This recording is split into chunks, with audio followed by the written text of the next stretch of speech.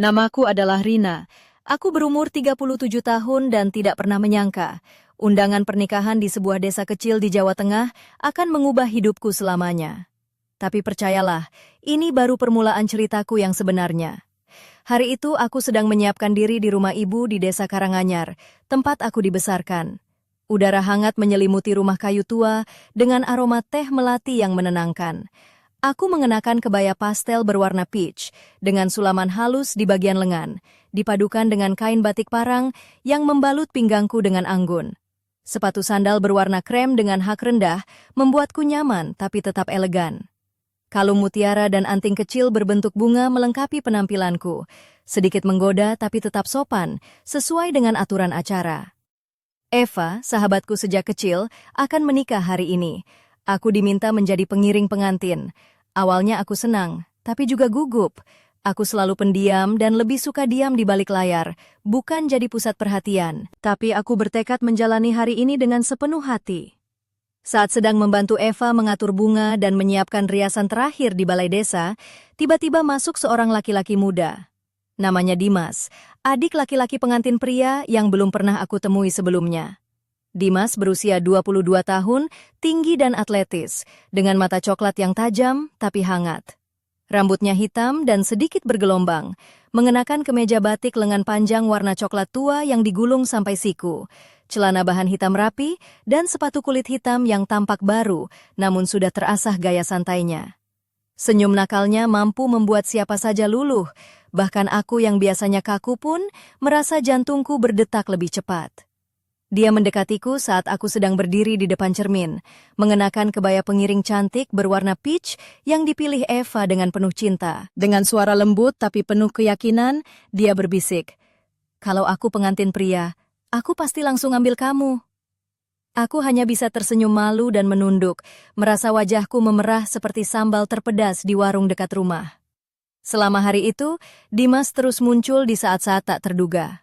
Ketika kami berlatih bersama di balai desa, dia tiba-tiba muncul membawa secangkir es kelapa muda. Bilang, "Biar kamu nggak pingsan karena deg-degan."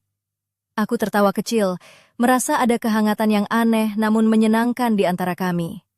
Saat upacara pernikahan dimulai di gereja kecil, yang dihiasi bunga melati dan melati air, aku duduk di barisan pengiring pengantin, tapi mataku terus tertuju pada Dimas. Tatapannya penuh arti, seperti ingin mengisyaratkan sesuatu yang tak terucapkan.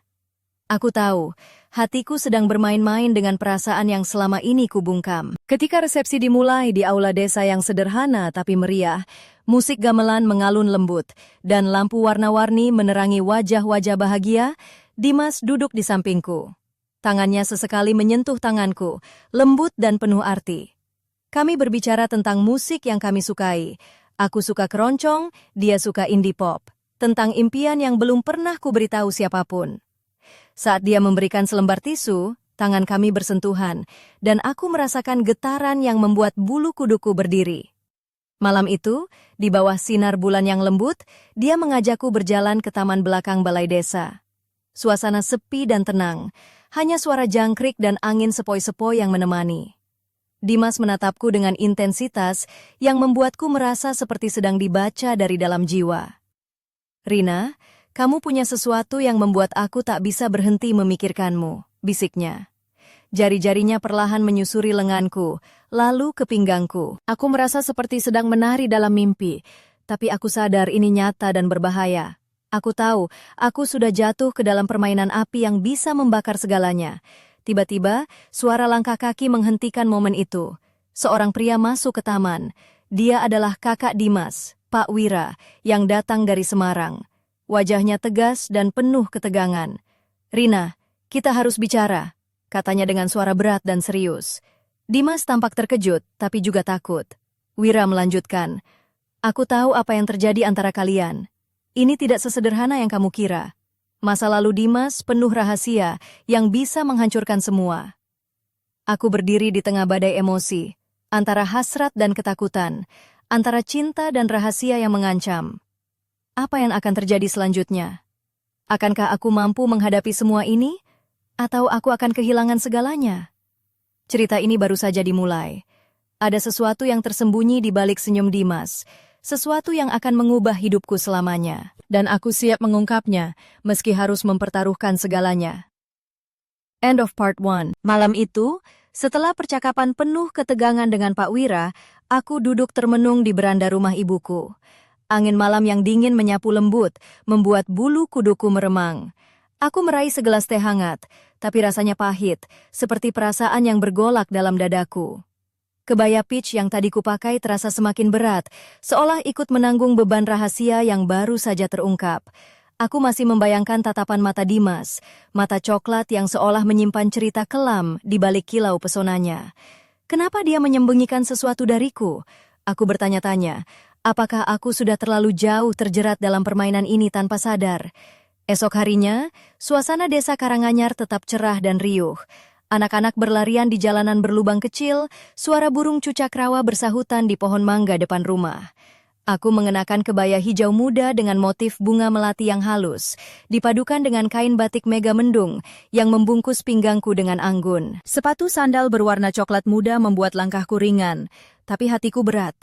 Aku memutuskan untuk bertemu dengan Eva, sahabatku sekaligus pengantin hari itu. Kami duduk di warung kopi sederhana milik Pak Slamet, di pinggir jalan utama desa. Aroma kopi tubruk dan pisang goreng hangat memenuhi udara. "Rina, kamu kenapa? Kamu kelihatan gak seperti biasanya?" tanya Eva, sambil menyendok sambal terasi ke piringnya. Aku menghela napas panjang dan mulai bercerita tentang percakapan malam tadi. Eva mendengarkan dengan serius, matanya berkaca-kaca. "Dimas itu memang punya masa lalu yang rumit," katanya pelan. "Tapi kamu harus hati-hati, Rin. Jangan sampai kamu terseret ke dalam masalah yang gak kamu mengerti." Aku mencoba tersenyum, tapi dalam hati aku tahu, ini bukan cuma soal hati-hati. Ini soal memilih antara cinta dan kenyataan yang menyakitkan. Rasanya seperti berdiri di tepi jurang, di mana satu langkah bisa membuatku jatuh bebas. Sore itu, aku berjalan menyusuri sungai kecil di belakang desa. Mentari mulai merunduk, menerangi air yang berkilauan seperti permata. Aku mengenakan blouse putih tipis yang menggantung lembut di tubuhku, dipadukan dengan rok lilit batik coklat yang menonjolkan lekuk pinggulku dengan anggun. Sendal jepit dari rotan membuat suara langkahku berirama di bebatuan sungai. Tiba-tiba, ponselku bergetar. Pesan masuk dari Dimas. "Rina, aku ingin bicara. Ada sesuatu yang harus aku jelaskan. Bisa ketemu malam ini?" Hatiku berdebar, campuran antara harap dan takut. Aku membalas, "Baik, di mana?" Dia membalas, "Taman belakang balai desa. Jam 8 malam. Jangan bilang siapa-siapa." Aku tahu, malam ini akan menjadi babak baru dalam cerita kita. Aku mencoba menghibur diri dengan berpikir, "Yah, setidaknya aku nggak perlu ikut lomba makan kerupuk hari ini," pikirku sambil tersenyum getir. Jam 8 malam, taman itu sepi dan diterangi sinar remang dari lampu taman yang kuno. Aku memakai bres hitam sederhana tapi elegan. Bahannya jatuh lembut mengikuti gerak tubuhku. Sepatu hak tinggi berwarna hitam memperpanjang kakiku, membuatku merasa lebih percaya diri. Kalung perak tipis dan anting mutiara kecil menambah sentuhan anggun, tanpa berlebihan. Dimas sudah menunggu dengan wajah serius. Dia mengenakan kemeja putih lengan panjang yang digulung sampai siku, celana hitam rapi, dan sepatu kulit coklat tua. Wajahnya tampak berbeda, lebih dewasa, dengan bayang-bayang kelelahan di bawah matanya. Dia mulai berbicara pelan. "Rina, aku nggak mau menyembunyikan apapun lagi. Ada hal-hal dari masa laluku yang aku coba lupakan, tapi mereka terus mengejarku. Aku terlibat dengan orang-orang yang salah waktu kuliah di Semarang. Aku berhutang, dan itu bukan hutang biasa. Aku takut kalau mereka tahu aku di sini, bisa bahaya buat kamu dan Eva." Aku terdiam, mencoba menyerap kata-katanya. Rasanya seperti menerima gelombang dingin yang menusuk tulang. Tapi di balik ketakutan itu, aku melihat kejujuran dan penyesalannya. "Kenapa kamu nggak bilang dari awal?" tanyaku pelan. Dia menarik napas dalam-dalam. "Aku takut kehilangan kamu. Aku nggak mau kamu takut sama aku." Aku tersenyum getir. "Kalau aku takut sama kamu, berarti aku nggak kenal kamu sama sekali ya?" Kami tertawa kecil, tapi udara malam itu masih syarat dengan ketegangan dan janji-janji yang belum terucap. Malam itu, di bawah langit penuh bintang, aku tahu bahwa hubungan kami bukan lagi sekedar cerita cinta biasa. Ini adalah perjalanan berbahaya yang harus kami jalani bersama, dengan segala risiko dan rahasia yang mengintai. Dan di balik semua itu, aku merasakan ada sesuatu yang lebih besar, sesuatu yang belum kami ketahui, menunggu untuk terungkap. End of part 2. Malam itu, setelah percakapan yang berat di taman desa, aku pulang dengan kepala penuh pikiran. Jalan setapak menuju rumah ibu di desa Karanganyar terasa lebih panjang dari biasanya, diterangi oleh remang lampu jalan yang redup. Udara malam yang sejuk menyapu lembut rambutku yang tergerai, membuat kebaya hitamku berkibar pelan, seperti bayangan rahasia yang mengikuti langkahku. Aku melepas sepatu hak tinggiku di depan pintu, menikmati sensasi dingin ubin keramik rumah yang membuat kakiku sedikit segar. Duduk di ruang tamu yang sederhana, aku meraih cangkir teh hangat, berharap bisa menenangkan gelombang emosi di dadaku. Tapi entah kenapa, rasa gelisah malah makin menjalar, seperti ada badai kecil yang tak terlihat di dalam hatiku. Esok paginya, suasana desa masih seperti biasanya. Burung berkicau, ibu-ibu sibuk menyiapkan sayuran di pasar tradisional, suara anak-anak bermain bola di lapangan. Tapi dalam diriku, semuanya berubah. Aku merasa berada di persimpangan jalan, antara rasa ingin tahu dan ketakutan yang membelenggu. Di warung kopi Pak Slamet, aku bertemu dengan Bu Sari, tetangga yang selalu punya cerita menarik. "Rina, kamu kelihatan capek. Apa kabar Dimas? Dia anak baik, tapi kadang hidupnya memang rumit," katanya sambil menyeruput kopi hitam pekat. Aku tersenyum lelah. "Iya, Bu, aku nggak tahu harus gimana. Semua jadi rumit banget." Bu Sari mengangguk. "Kadang hidup memang kayak gulai kambing, penuh bumbu pedas dan manis yang bikin ketagihan. Tapi kalau kamu yakin, jangan takut menghadapi." Aku tertawa kecil. "Ibu, aku harap ini bukan kayak gulai kambing yang bikin sakit perut ya." Hari itu aku memutuskan untuk menyibukkan diri dengan membantu persiapan pesta pernikahan Eva. Aku mengenakan kebaya biru muda dengan sulaman halus di bagian leher dan tangan, dipadukan dengan kain batik motif kawung. Rambutku dikepang rapi, dihias dengan bunga melati segar di belakang telinga. Sepatu sandal berwarna krem membuatku tetap nyaman bergerak. Saat aku sedang merapikan meja tamu, Dimas datang menghampiri.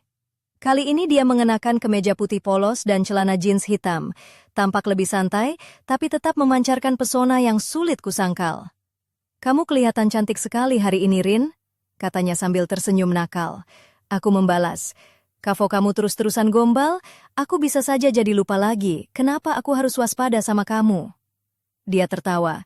"Itu memang salah satu senjataku." Kami berbicara tentang masa depan, tentang mimpi-mimpi yang selama ini aku simpan rapat. Aku merasa ada jembatan yang mulai terbentuk antara kami, meski bayangan rahasia masa lalunya masih menggantung berat. Menjelang sore, cuaca berubah mendung, dan angin mulai bertiup lebih kencang. Aku berjalan keluar balai desa, menuju ke warung kecil di ujung jalan, tempat aku biasa membeli jajanan tradisional. Aku mengenakan blaus putih dengan lengan 3/4, dipadukan dengan rok batik coklat tua yang membalut pinggangku dengan anggun. Sepatu sandal coklat muda membuat langkahku ringan, meski angin berusaha menggoyang. Tiba-tiba, ponselku berdering. Nomor tak dikenal muncul di layar. Dengan jantung berdebar, aku mengangkatnya. Suara pria berat dan dingin terdengar di ujung sana. "Rina, berhati-hatilah. Ada yang mengawasi kamu dan Dimas." Aku membeku. Rasa takut dan penasaran memenuhi pikiran. "Siapa ini? Apa maksudmu?" Suaraku gemetar. "Jangan terlalu banyak bertanya. Aku hanya ingin kamu tahu, ini jauh lebih rumit daripada yang kamu kira." Telepon terputus tiba-tiba, meninggalkan keheningan yang mencekam. Aku menatap langit yang mulai gelap, seperti ada bayangan gelap yang semakin mendekat, mengancam segala yang kujalani. Malam itu aku berbaring di kasur, mengenakan piyama sutra berwarna merah marun yang licin dan menempel di kulit. Terasa dingin namun menggoda. Hatiku berdebar kencang, dan aku tahu perjalanan ini belum selesai. Ada kekuatan tak terlihat yang mulai menggerogoti kehidupanku, dan aku harus siap menghadapi apapun yang akan datang. Tiba-tiba, di balik jendela, bayangan seseorang melintas cepat. Aku menahan napas. Apakah ini hanya imajinasiku? Atau memang ada yang mengintai di luar sana? Malam itu, aku tahu bahwa rahasia Dimas bukan hanya menjadi beban kami berdua, tapi sudah menyeretku ke dalam dunia yang penuh bahaya dan misteri. Aku menutup mata, tapi suara bisikan itu masih terngiang. Ini baru permulaan, Rina. Pagi berikutnya, Mentari menyelinap malu-malu lewat celah tirai rumah ibu di desa Karanganyar. Aku bangun dengan perasaan campur aduk, antara waspada dan penasaran. Tubuhku terasa lelah, tapi pikiranku tak pernah berhenti berputar. Kebaya hijau zamrud yang kupakai terasa berat, seolah menyerap semua ketegangan yang menyelimuti hidupku akhir-akhir ini. Aku menata rambut panjangku yang hitam legam menjadi sanggur rapi, menambahkan sepasang anting emas kecil berbentuk daun yang berkilau lembut, memberi sentuhan elegan tanpa berlebihan. Aku melangkah ke dapur, menyeduh kopi tubruk khas Jawa dengan aroma pekat yang menggoda. Sambil menunggu kopi siap, aku menatap foto Eva dan Dimas yang terpajang di meja makan. Senyum bahagia mereka seperti kontras dengan badai yang mulai mengintai di balik layar. Aku tersenyum getir. Kalau hidup ini sinetron, aku pasti sudah jadi pemeran utama yang sering diledekin penonton. Tiba-tiba ponselku bergetar. Pesan masuk dari Dimas. Bertemu aku di warung Pak Slamet jam 4 sore. Aku harus bicara sesuatu yang penting. Hatiku berdegup kencang. Aku membalas, "Oke, aku akan datang." Sore itu, aku mengenakan kebaya merah marun dengan bordiran halus di bagian lengan dan dada, dipadukan dengan kain batik motif kawung yang membungkus pinggang dengan anggun. Sepatu hak tinggi coklat tua membuat langkahku mantap. Wajahku sedikit dandan dengan lipstik merah dan eyeshadow coklat yang membuat mataku terlihat lebih tajam. Kalung emas tipis dan gelang kecil melingkar di pergelangan tangan menambah aura percaya diri. Di warung kopi Pak Slamet, suasana ramai seperti biasa. Aku duduk di pojok menunggu Dimas datang. Suara tawa dan obrolan hangat mengisi udara, tapi aku hanya fokus pada pintu masuk. Dimas datang dengan langkah cepat, mengenakan kemeja batik warna biru gelap dan celana hitam. Matanya terlihat serius, tapi ada keraguan yang tersirat. Dia duduk di depanku dan menarik napas panjang. "Rina, aku harus jujur. Ada sesuatu yang lebih besar dari masalah hutangku," katanya pelan. "Aku sebenarnya sedang dikejar oleh seseorang yang berbahaya. Mereka nggak cuma mau aku bayar utang, tapi juga sesuatu yang lain." Aku menatapnya dengan cemas. "Apa maksudmu? Siapa mereka?" Dia menggeleng. "Aku belum bisa cerita semuanya sekarang, tapi aku janji, aku akan jelaskan nanti. Aku cuma ingin kamu tahu, kamu harus berhati-hati." Aku menggenggam tangannya, merasa hangat tapi juga takut. "Aku di sini untukmu, Dimas. Kita hadapi bersama." Dia tersenyum tipis, tapi matanya menyimpan beban yang sulit diungkapkan. Malam itu, aku pulang dengan pikiran penuh pertanyaan. Di kamar, aku mengganti kebaya dengan piyama sutra warna ungu gelap yang membalut tubuhku dengan lembut. Aku duduk di tepi tempat tidur, memandangi jendela yang memantulkan cahaya bulan. Tiba-tiba, suara ketukan pelan terdengar di pintu. Aku membuka pintu perlahan dan melihat sosok Pak Wira berdiri di sana, wajahnya serius. "Rina, kita harus bicara," katanya dengan suara rendah. Aku mengangguk, mengajak dia masuk. Dia duduk di kursi dan mulai berbicara tentang masa lalu Dimas yang lebih gelap dari yang kukira. Ada keterlibatan dengan kelompok tertentu di Semarang yang penuh bahaya dan intrik. "Aku tahu ini berat, tapi kamu harus siap menghadapi apapun," ujarnya. Aku menarik napas dalam-dalam, merasakan beban yang makin berat di pundakku. Tapi ada juga tekad yang menguat. "Kalau aku menyerah sekarang, berarti aku kalah sebelum bertarung," bisikku pada diri sendiri. Pak Wira menatapku dengan penuh harap. "Kamu kuat, Rina. Jangan biarkan dia jatuh sendirian." Aku tersenyum kecil. "Aku akan berjuang, bukan hanya untuk dia, tapi juga untuk diriku sendiri." Di luar, hujan mulai turun perlahan, membasahi bumi yang kering. Seperti hidupku yang mulai dibasahi oleh badai rahasia dan bahaya yang tak terduga. Aku tahu, perjalanan ini belum selesai. Malah, baru mulai. Dan aku harus siap menghadapi gelap demi menemukan terang. Hari itu, suasana di desa Karanganyar terasa berbeda. Langit yang biasanya cerah berubah mendung pekat, seolah ikut merasakan pergolakan yang kurasakan dalam hati. Aku berdiri di depan cermin, mengenakan kebaya warna dusty pink dengan sulaman bunga mawar merah muda yang halus menghiasi bagian dada dan lengan. Rok batik tulis dengan motif mega mendung membalut pinggangku dengan lembut, mempertegas lekuk tubuhku yang mulai kuterima dengan bangga. Sepatu hak tinggi berwarna nude menambah sentuhan elegan tanpa berlebihan. Rambutku yang hitam pekat kusanggul rapi, dengan beberapa helai dibiarkan tergerai lembut di wajah, menciptakan aura misterius yang sedikit menggoda. Aku sedang bersiap untuk menghadiri acara syukuran kecil yang diadakan keluarga Dimas di rumah mereka, sebuah rumah joglo kuno yang berdiri anggun di tengah halaman luas, dengan taman kecil berisi bunga melati dan melati air yang harum. Suara gamelan pelan terdengar dari dalam, menambah kehangatan suasana. Sesampainya di sana, aku disambut oleh keluarga Dimas dengan senyum hangat, tapi aku bisa merasakan ketegangan yang tersembunyi di balik keramahan itu. Dimas sendiri tampak lebih tenang hari ini, mengenakan kemeja batik coklat dengan celana hitam rapi. Matanya sesekali melirik ke arah pintu, seolah menunggu sesuatu atau seseorang. Saat aku duduk di ruang tamu yang dipenuhi ornamen kayu ukir, aku memperhatikan sekeliling. Ibu Dimas mengenakan kebaya kuning cerah dengan kain batik parang, rambutnya disanggul rapi dan dihiasi bunga melati segar. Ayahnya, pria berwajah tegas dengan uban tipis di pelipis, duduk di kursi goyang sambil merokok cerutu kecil. Mereka semua menyambutku dengan hangat, tapi aku tahu rahasia yang tersembunyi membuat suasana menjadi berat. Di tengah acara, Dimas mengajakku ke taman belakang rumah. Di bawah pohon mangga besar yang rindang, kami berbicara serius. Dia menggenggam tanganku erat. Rina, aku ingin kamu tahu, aku sedang berusaha keluar dari semua ini. Aku janji akan melindungi kamu dan Eva. Aku menatap matanya, yang kini penuh tekad dan ketulusan. Aku percaya sama kamu, Dimas, tapi kita harus hati-hati. Tiba-tiba, suara tawa ringan terdengar dari balik pagar. Kami berdua menoleh dan melihat seorang pria muda berdiri di sana, mengenakan jaket kulit hitam dan celana jeans robek. Wajahnya tajam dengan tatapan dingin, seolah menimbulkan hawa berbahaya. Aku mengenalinya dari cerita Pak Wira. Dia adalah salah satu orang yang mengejar Dimas. Pria itu melangkah mendekat, senyumnya sinis. Kalian pikir bisa lari dari masa lalu begitu saja? Itu mimpi buruk yang akan terus menghantui.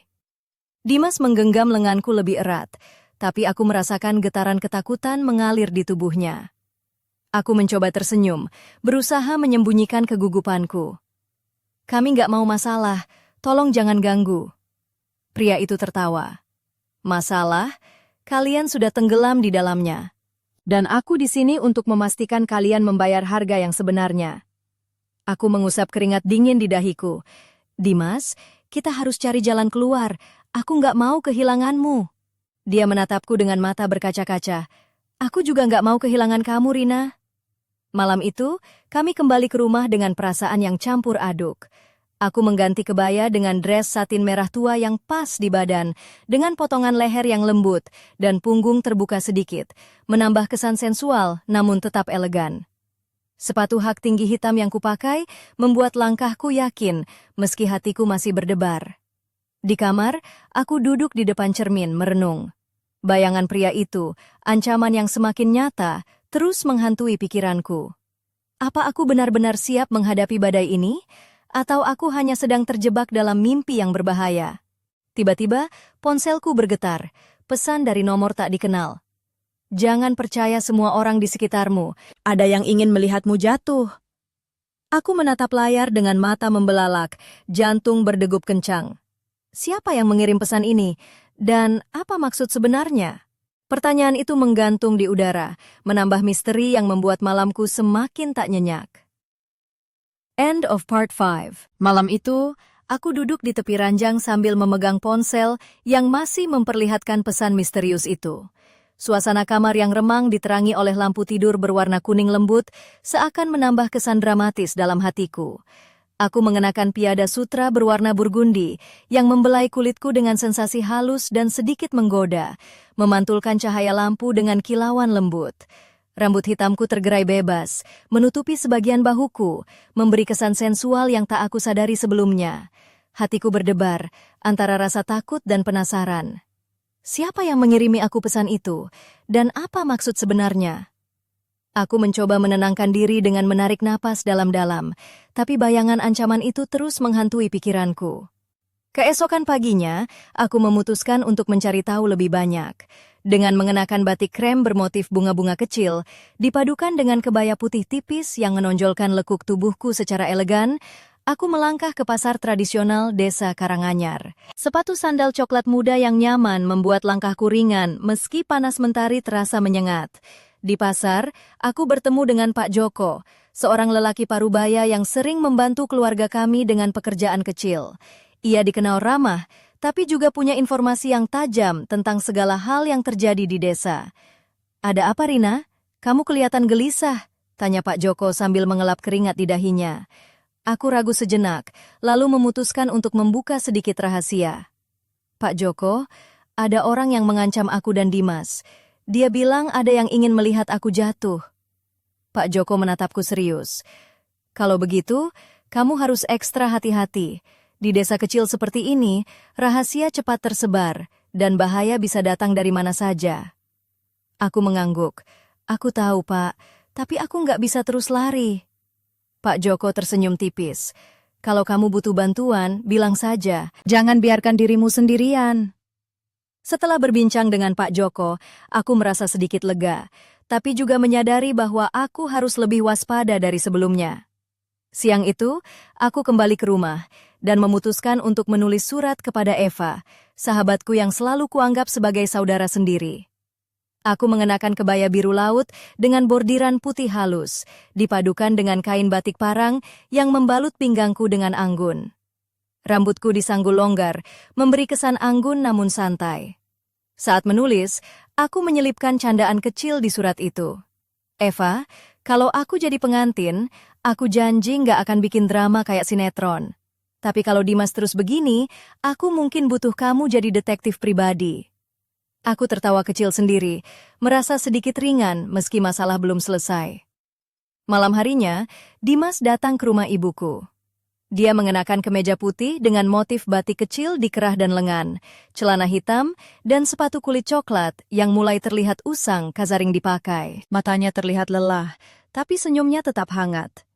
"Kamu harus tahu, Rina," katanya sambil duduk di sampingku.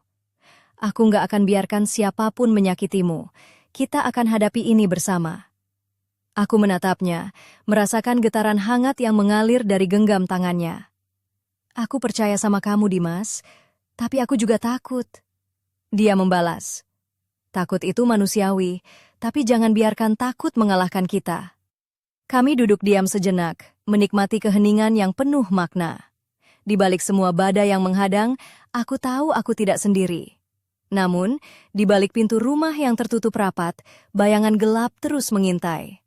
Ada sesuatu yang belum terungkap, rahasia yang menunggu untuk dihancurkan. Dan aku bertanya-tanya, apakah aku benar-benar siap menghadapi apa yang akan datang? End of part 6. Malam itu, di rumah ibu di Desa Karanganyar, aku duduk di ruang tamu yang remang, ditemani secangkir teh hangat. Kebaya putih krem dengan bordiran emas di bagian kerah dan lengan terasa lembut menyentuh kulitku, sementara kain batik coklat gelap membalut pinggang dengan anggun.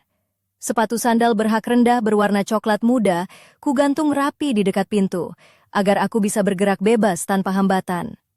Dimas datang membawa sebuah amplop coklat tebal, wajahnya serius namun penuh harapan. Dia mengenakan kemeja biru tua lengan panjang yang dilipat sampai siku, celana hitam, dan sepatu kulit yang mulai menunjukkan bekas pemakaian. "Ini," katanya sambil menyerahkan amplop itu, "dokumen yang mungkin bisa membantu kita." Aku membuka amplop dengan jari-jari sedikit gemetar. Di dalamnya ada beberapa foto dan surat-surat yang tampak seperti bukti keterlibatan seseorang dalam bisnis gelap. Mata Dimas menatapku, berharap aku mengerti betapa seriusnya situasi ini. "Kita harus hati-hati, Rina. Ini bukan hanya tentang hutang atau ancaman biasa," ucapnya pelan. "Ada orang-orang kuat yang terlibat." Aku mengangguk, rasa takut dan tekad bercampur jadi satu.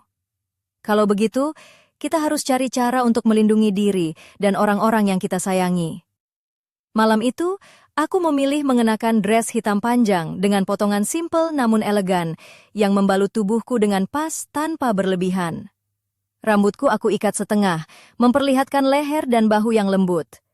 Kalung mutiara kecil dan anting berlian imitasi jadi aksesoris yang memberi kesan anggun tanpa berlebihan. Sepatu hak tinggi hitam menambah aura percaya diriku, meski hatiku penuh kekhawatiran. Keesokan harinya, aku mengunjungi Pak Wira di rumahnya yang sederhana di pinggiran desa. Dia menyambutku dengan hangat, mengenakan kemeja kotak-kotak dan celana jeans. Kami duduk di teras sambil minum teh hangat. Apa yang ada di amplop itu sangat berbahaya, katanya serius. Tapi kita bisa gunakan ini sebagai kunci untuk membuka kebenaran. Aku bertanya, bagaimana kita bisa melindungi Eva dan keluarga kami? Pak Wira tersenyum tipis. Kita harus berhati-hati. Jangan sampai rahasia ini bocor ke orang yang salah. Kita butuh strategi dan bantuan orang terpercaya. Aku mengangguk dengan tekad. Aku siap melakukan apapun demi melindungi mereka. Hari itu, aku kembali ke rumah dengan pikiran penuh rencana. Aku tahu, perjalanan ini bukan hanya tentang cinta, tapi juga perjuangan melawan kegelapan yang mengintai. Malamnya, saat aku mengenakan kebaya merah marun dengan sulaman emas halus, aku menerima pesan singkat dari nomor tak dikenal. Jangan percaya siapapun, bahkan yang terdekat. Aku menatap layar ponsel dengan hati berdebar.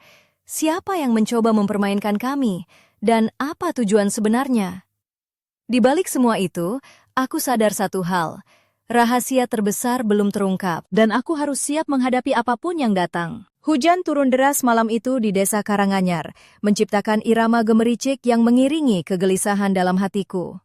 Aku berdiri di depan jendela kamar, mengenakan kebaya biru tua berpotongan modern yang menyentuh lekuk tubuh dengan anggun, dipadukan dengan kain batik tulis motif parang yang membalut pinggangku. Rambut hitamku yang panjang tergerai lembut, basah terkena butiran hujan yang masuk lewat sedikit jendela yang terbuka. Sepatu sandal berwarna hitam kuganti dengan alas kaki sederhana, karena aku tahu aku tak akan kemana-mana malam ini. Pikiranku kacau balau. Pesan terakhir yang kuterima, ancaman yang tak kunjung usai, dan rahasia yang terus membayang-bayangi. Aku duduk di tepi ranjang, menatap kosong ke dinding yang dipenuhi foto-foto kenangan bersama Eva dan Dimas. Di antara mereka, senyum Eva yang tulus dan Dimas yang penuh pesona, seolah menjadi pengingat bahwa aku harus kuat. Tiba-tiba, ponselku bergetar. Sebuah panggilan masuk dari nomor yang tak kukenal. Dengan jantung berdetak kencang, aku mengangkatnya. Rina, suara laki-laki dalam terdengar pelan namun tegas. Jika kamu ingin selamat, jauhi Dimas dan semua yang berkaitan dengannya. Aku membeku sejenak, lalu berani bertanya. Siapa kamu? Apa maksudmu? Tidak saat ini, jawabnya cepat. Tapi ketahuilah, kamu sedang berada dalam permainan berbahaya. Telepon terputus. Aku menatap layar kosong dengan perasaan campur aduk antara takut dan penasaran. Keesokan harinya, aku memutuskan untuk menemui Pak Slamet di warung kopi. Aku mengenakan kebaya merah marun dengan motif bunga melati, dipadukan kain batik coklat tua yang membalut pinggangku dengan anggun. Rambutku sanggul rapi, memperlihatkan leher yang lentik dan aksesoris anting emas kecil yang berkilau lembut. Pak Slamet menyambutku dengan senyum hangat. Rina, ada apa? Kamu kelihatan berbeda.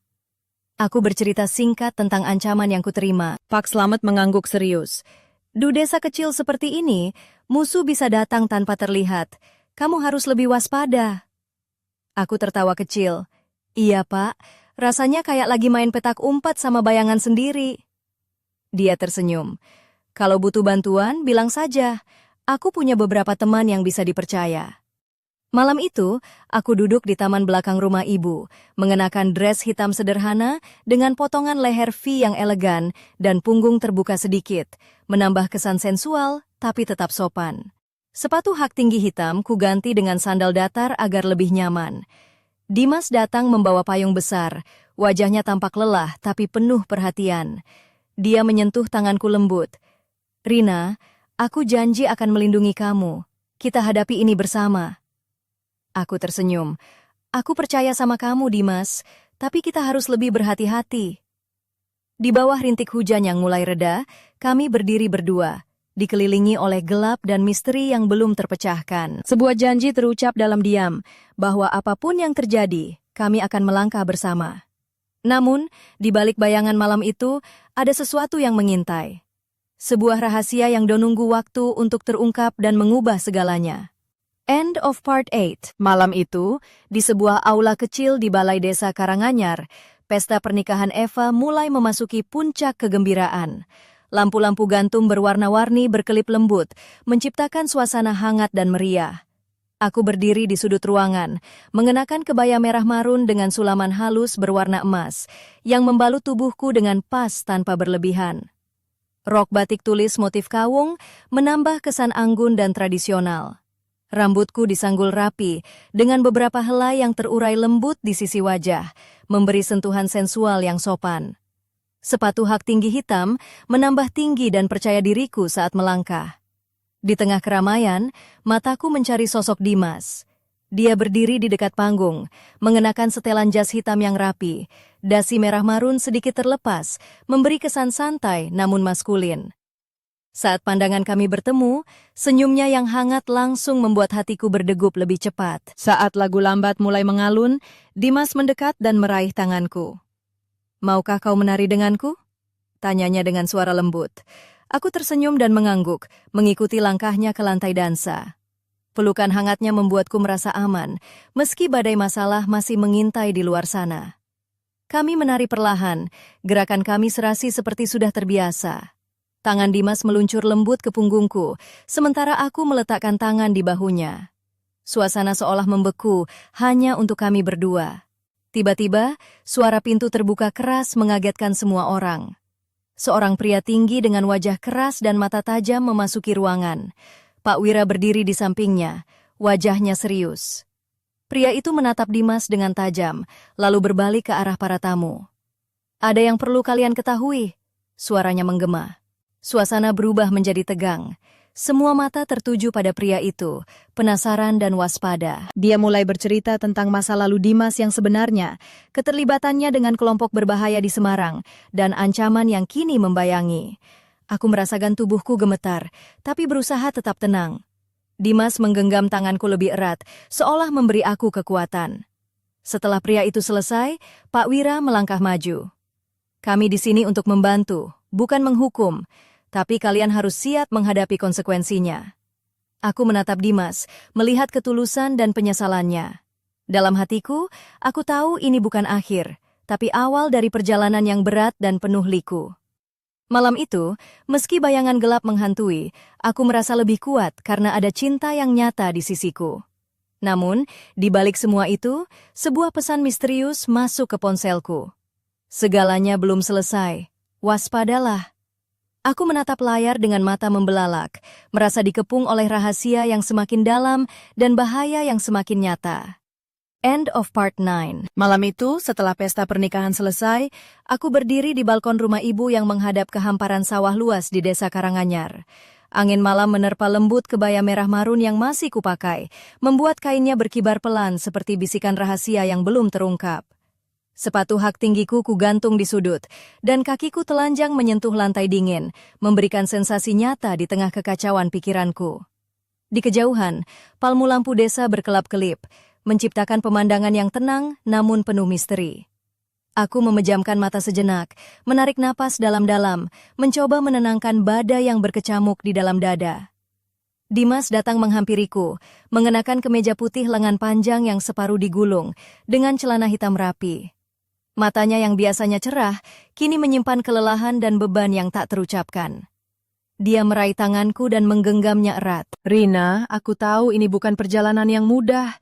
Suaranya bergetar pelan. "Tapi aku berjanji, aku akan melindungimu, apapun yang terjadi." Aku menatap matanya, merasakan kehangatan yang mengalir sampai ke ujung jari. "Aku percaya padamu, Dimas, tapi aku juga takut kehilangan diriku dan kamu." Dia tersenyum tipis. "Kita akan jalani ini bersama, langkah demi langkah." Tiba-tiba, suara dering ponsel memecah keheningan. Pesan masuk dari nomor tak dikenal. "Rahasia yang kau cari ada di balik topeng yang paling dekat denganmu." Aku menatap Dimas dengan mata membelalak. Apa maksudnya ini? Dimas memelukku erat. Apapun itu, kita hadapi bersama. Namun, dalam pelukan itu, aku merasakan getaran dingin yang tak bisa kujelaskan, seperti ada bayangan gelap yang mengintai di balik cinta kami. Malam itu aku tahu, kisah kami baru saja memasuki babak paling menegangkan. Sebuah misteri besar menanti untuk dipecahkan, dan aku harus memilih, apakah aku siap membuka pintu ke masa lalu yang penuh rahasia dan bahaya, atau tetap bertahan dalam kepalsuan yang nyaman. Aku menatap langit malam yang penuh bintang, berharap menemukan jawaban di antara cahaya dan bayang. Cerita ini belum usai. Di balik senyuman dan janji, tersembunyi kebenaran yang bisa mengubah segalanya. Dan aku siap menghadapi apapun yang datang, karena hidupku sudah berubah selamanya. End of Part 10.